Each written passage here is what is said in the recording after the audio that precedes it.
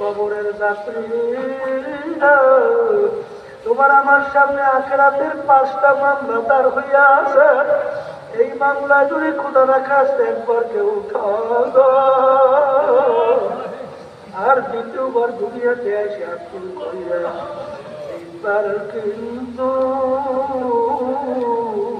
আর আশা। 1 নম্বর মামলা, মৌতের মামলা, কবরের মামলা, কিয়ামতের ময়দানের মামলা, ঈদের রাতের মামলা। ওই মামলার তদবির কিন্তু দুনিয়া থাকা অবস্থায় তারপর তদবির কইরা কবরের দিকে রওনা করা লাগবে। যদি একবার কেউ আর দ্বিতীয়বার তদবিরের আর সুযোগ নাই। আমার বাজানদেরকে বলবো, বড় লোক বাজানদেরকে বলবো, শিক্ষিত আমার বাজানদেরকে বলবো, পর্দারের মা বোনদেরকে বলবো, কোরআনুল কারীম এখন আমাদের মাঝে আছে না নাই? কোরআনুল কারীমে এখনো চ্যালেঞ্জের আয়াত আছে না নাই? এক মানুষ যা পারে অন্য মানুষটা পারে না, এরকম ইতিহাস দুনিয়াতে নাই। আল্লাহ রাসূল সাল্লাল্লাহু আলাইহি ওয়াসাল্লাম দুনিয়ার দিক থেকে আল্লাহ তাকে উম্মি বানাইছিলেন, নিজের দস্তখত নিজের সাইন করতে জানতেন না। মায়ের কাছে থাকা অবস্থায় আল্লাহ রাব্বুল আলামিন তার আব্বাকে দুনিয়া থেকে নিয়ে গেছিল। দুনিয়াতে আসার পরে বছর 6 বয়স আল্লাহ তার আব্বাকে দুনিয়া থেকে নিয়ে গেল। ছোট 6 বছরের বাচ্চা, বাপ হারা মা হারা, দুনিয়ার কোনো শিক্ষকের কাছে পড়ার সুযোগ পায় নাই।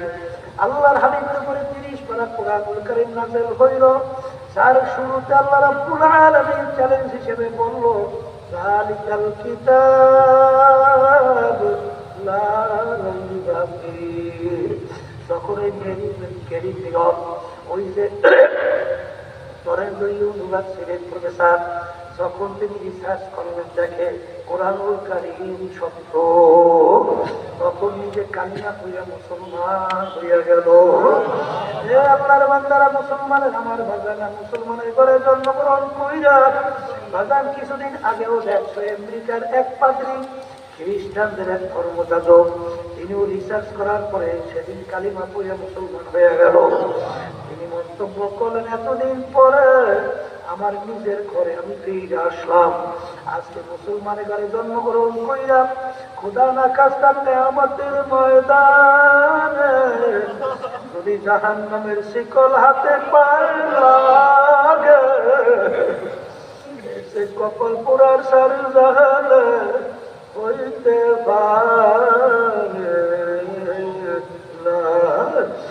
আল্লাহর বান্দারা পড়বে, মা বোনেরা, এরপরে যদি না বোঝো, মাঝে মাঝে কত ঘটনা আমার মাওলা বাংলাদেশেও দেখায়। আচ্ছা, আমি কয়েক মাস আগেও কুড়িগ্রাম থেকে আসছি। চরমনার এক মুজাহিদ ছিল, অনেকে তাকে ঘুঘু মুন্সি কইয়া ডাকত। আসলে তার নাম ছিল বশিরউদ্দিন মুন্সি। ঘুঘু মুন্সি কেন বলতো? রাস্তা দিয়ে হাত দিয়ে এমন ভাবে আমার মাওলার জিকির করত, ঘুঘু বলতে বলতে যায়।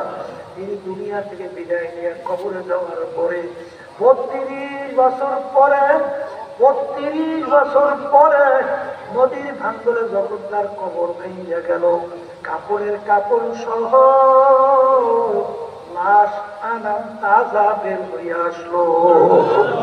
অনেক জাতীয় পত্রিকায় ছবি সহ দিয়ে দিছিল। কে দেখছেন? দেখেন কত মানুষ বাজান দেখছে। 32 বছর পরে মার্কিন কাপড় গায়ের সঙ্গে লাগানো, ওই মাটির সঙ্গে কাপড়টা লাইয়া রইছে। এ দুনিয়াদার বড় লোক আমার বাবারা, এমন কোন যুক্তি আছে একটা কাপড় মাটির সঙ্গে 32 বছর পর্যন্ত লাইয়া রইল, কাপড়ও কিছু হয় নাই? তারা উঠাইছে কাপড়, টান দিয়া দেখছে, তারা বলছে যে মনে হয় যেন এখন নতুন কাপড় গায়ে লাগাইছে। এখন উঠাই নিয়ে আব্বাজান রাহমাতুল্লাহ আলাইহি তার নামের মাদ্রাসা ফজলুল উলুম, সেই ফজলুল উলুমের সামনে নতুন ভাবে দাফন করছে। আমি কিছুদিন আগেও সেই কবর জিয়ারত করে আসছি। একজন আমাকে বলছিল, হুজুর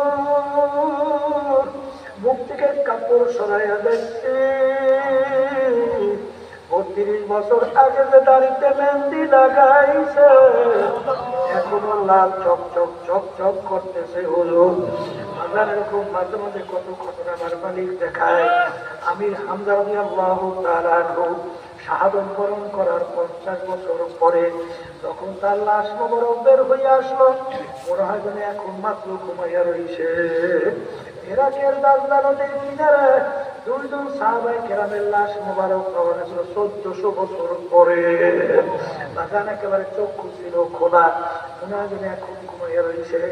এ কবরের যাত্রীরা, যত ঘটনা মাঝে মাঝে কবরে দেখা যায়, কাপড়েরও কাপড় কিছু হয় নাই। আল্লাহ ওয়ালা তিনটার ছাড়া কিন্তু দেখা যায় না। আবার কত কবরে আগুন দেখা যায়, সাপ দেখা যায়, কত নাবার মানে চেহারা শুয়ারের চেহারা হইয়া পড়িয়া আছে। কত দুর্ঘটনা মাঝে মাঝে কবরে দেখা যায়। মাঝে হারাম কর, সুদ কর, ঘুষ কর, জুলুম বাস, যে পর্দায় চলন না বাজার মিথ্যা বাস ছাড়া কিন্তু দেখা যায় না।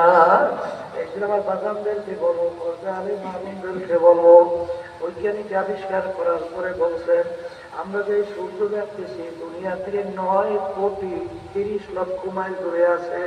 বাজান গরমের দিনে দুপুরের সময় ঠান্ডা জমে যখন সূর্য তাপ দেয়, আমি সূর্যের তাপ সহ্য করতে পারি না। কেউ দৌড় যায় সূর্যের তাপ থেকে বাঁচার জন্য গাছের নিচে, কেউ দৌড় যায় ঘরের নিচে। আমাদের ময়দানে আল্লাহ রাসূল বলেন, এই সূর্য ১ হাত বা সোয়া হাত মাথার উপরে আমার মালিক কইয়া ছাইরা আমার মালিক বলবে, সূর্য তোর ভিতরে যত তাপ আছে সারা আবার মান বুঝু আমি মাওলা কেমন। এই ব্রেন দিয়ে পড়াশোনা করিয়া আজকে তুমি বিভিন্ন সম্মানিত হইরা, বাজার বিভিন্ন সম্পদের মালিক হইরা।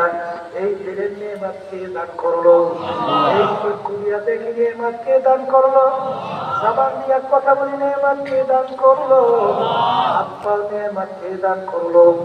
সমস্ত নিয়ে মাত ভোগ করলাম আমার মাওলা, আর নাফরমানি করলাম আমার মাওলা। আমার মালিক তোমার ময়লান করে তার জমি থেকে ভাগাইয়াও দেয় না। আমার মালিক তোমাকে আমাকে জাহান্নামের গুনাহ ফলায় নাই। বরং আমার মালিক বলে, বন্ধু বান্ধবী তুই যদি আমার কাছে তাওবা নাসুহা খালেস তাওবা করতে পারো, তোকে আমি মাফ করবো। শুধু তাই না, তোর জীবনের সব গুণ আমি নেকের দ্বারা পরিবর্তন কইরা দেব। আমার বাজানদেরকে বলবো, পর্দারে মামুনদেরকে বলবো, মাহফিলে আসে সবার দিল কিন্তু একটু নরম। উনার থেকে ফিরে নেকের কাজ কইরা চোখে পানি নিয়া ইমান নিয়ে কবরে যাওয়ার সবাই তো ইচ্ছা, কিন্তু বাজান শয়তান এবং নফস আম্মারা তোমাকে আমাকে গুনার ভিতরে লিপ্ত করায়।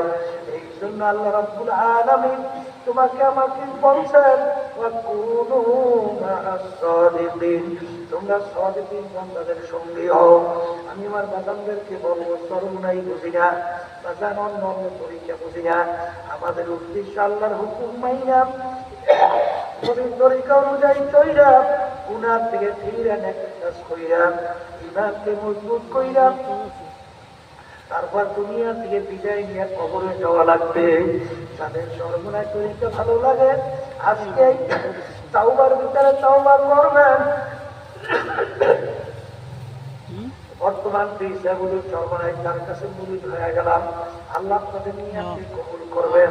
আর যাদের চরমনাই তরিকা ভালো লাগে না, যে কোনো এক সহি তরিকা যাও, কিন্তু বাজার খবরদার সতর্ক থাকা লাগবে। সে এক শ্রেণীর বর্তমানে মুরিদের নামে বাজার আজকে ইমান হারা করতেছে। চলে বলে কথা ঠিক না, আজকে দিনের একটা অংশ মানে আর একটা অংশ মানে না। কিন্তু আল্লাহ বলছেন দিনের ভিতরে পুরি ঢোকা লাগবে। যাদের ভিতরে দিনের পুরা আমল আছে নিজে করে আপনাকেও করার জন্য বলে, এইরকম বাজার নেককারটা এমন আল্লাহ আলামের কাছে যাইয়া এরকম দিনদার এরকম সাদিকিন বান্দাদের সঙ্গে হইয়া আমাদের উদ্দেশ্য গুনাহ থেকে ফিরে নেকের কাজ কইরা ঈমানকে মজবুত করে কবরে যাওয়া লাগবে। আল্লাহুম্মা আমিন। এই ঘরের মেয়ে লোকেরা হাত উঠা, গুনার কথা মনে করো, দুই চোখের পানি ঢালাও, আমার মাওলার দরবারে কান্দ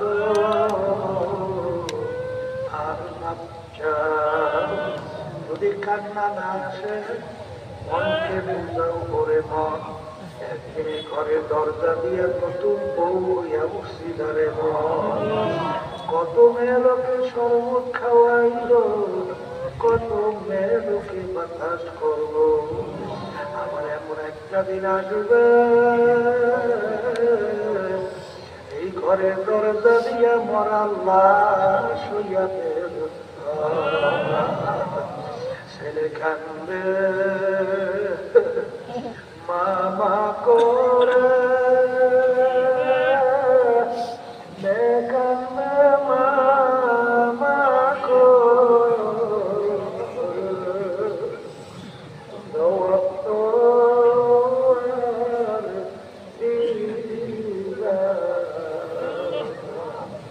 আল্লাহ এতে মাঠের দিকে চাইয়ে দেখে আপনার বান্দারা কিভাবে কাঁদবে। আমাদের ছেলেও পড়ে নাই, গুনাহ করে বসছে, মাফ করে দেন গো মাওলা, করে দেন। আল্লাহর বান্দারা জোর করে কাঁদবে, জোর করে চোখে পানি আসে, সম্পদ নষ্ট হয়ে গেলে চোখের ভিতরে পানি আসে। তোমার আমার গুনার কারণে জাহান্নামের আগুন জ্বলছে, জাহান্নামের আগুন চোখের পানি ছাড়া ঠান্ডা হবে। তারা মাহফিলের জন্য চেষ্টাকে আপনি সাহায্য করলো, আমরা যারা মাহফিলে উপস্থিত হইয়া গেলাম, আমাদের সবাই উপরে খাস মেহেরবানি নাজর করো আল্লাহ। আমরা হাত তুলছি জানি না এই উপস্থিতের কার আম্মা, কার আব্বা, কার আত্মীয় স্বজন অন্ধকার খবরে শুনিয়া আমাদের দিকে চলে আসে। মালিক আমরা দোয়া করো না, দয়া দয়া করে তাদের কবরকে বেহেশতের বাগান বানান। আল্লাহ ফিলিস্তিনি মুসলমানদেরকে আপনি বিজয় দান করেন। আল্লাহ ইহুদি জানে আমাদের যারা সহযোগিতা করতেছে আপনাদেরকে ধ্বংস করে দেন।